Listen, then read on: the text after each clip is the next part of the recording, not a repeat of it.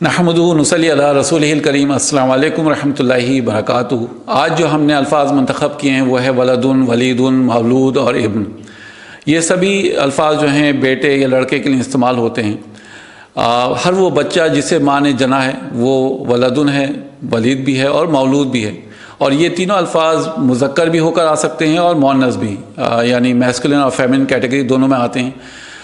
سورہ البلد میں ارشاد ہوا ہے اعوذ باللہ من الشیطان الرجیم ووالد وما ولد، اور قسم ہے والد کی اور اولاد کی۔ لغوی لحاظ سے ولید کی مؤنث ولیدہ آتی ہے، لیکن قرآن مجید میں ولیدہ کا لفظ کہیں نہیں آیا ہے۔ ان تینوں الفاظوں میں اگر کچھ فرق ہے تو وہ یہ کہ ولدن کا لفظ ہر عمر والے کے لیے استعمال ہوتا ہے، عمردار، یعنی کوئی بھی عمردار اگر شخص بھی ہے تو بھی اس کے لیے استعمال ہوگا۔ جیسے ایک بوڑھا آدمی ہے، وہ اپنے ماں باپ کے لیے ویسی ہی ولد ہے جیسے کہ وہ پیدا ہوتے وقت تھا۔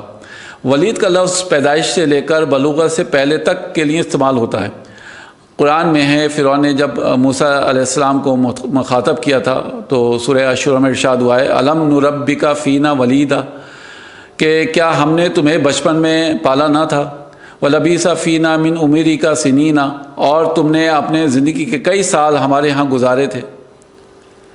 مولود کی نسبت بالعموم باپ کی طرف ہوتی ہے، ماں کی طرف کمی ہوتی ہے۔ اگر کہا جائے مولود لہو تو معنی ہوں گے باپ کے، اور اگر صرف مولود کہا جائے گا تو معنی ہوں گے بیٹا۔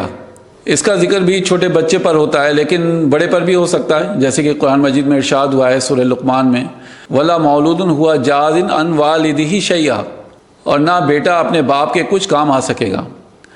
ابن اور بنتن بھی استعمال ہو رہے ہیں۔ ابن کے معنی ہوتے ہیں بیٹا اور بنتن معنی بیٹی کے ہوتے ہیں۔ ابن کی جمع دو ہیں، ابنا اور بنونا، جبکہ بنتن کی جمع بنات ہوتی ہے۔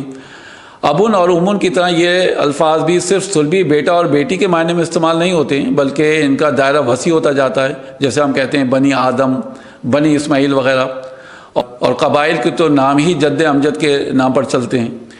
ولد اور ابن میں دوسرا بڑا فرق یہ ہے کہ ابن اور بنت کے الفاظ نسب اور رشتے کو ظاہر کرنے کے لیے آتے ہیں، جیسے ہم دیکھتے ہیں ابن مریم لکھا ہوا ہے، یا مریم بنت عمران ہوا، یا بنی اخوانی ہنہ ہو گیا، یا بنات الاخی ہو گیا۔ تو رشتے کو ظاہر کرنے کے لیے ولدو وغیرہ جیسے لفظ ہوتے ہیں وہ استعمال نہیں ہوتے ہیں۔ برائے مہربانی ہمارے ویڈیوز کو لائک کیجئے، شیئر کیجئے، فارورڈ کیجئے زیادہ سے زیادہ لوگوں تک، اور اگر آپ نے ہمارے یوٹیوب چینل کو سبسکرائب نہیں کیا ہے تو اس کو کیجئے۔ آخر دعوانا ان الحمد للہ رب العالمین۔ السلام علیکم ورحمۃ اللہ وبرکاتہ۔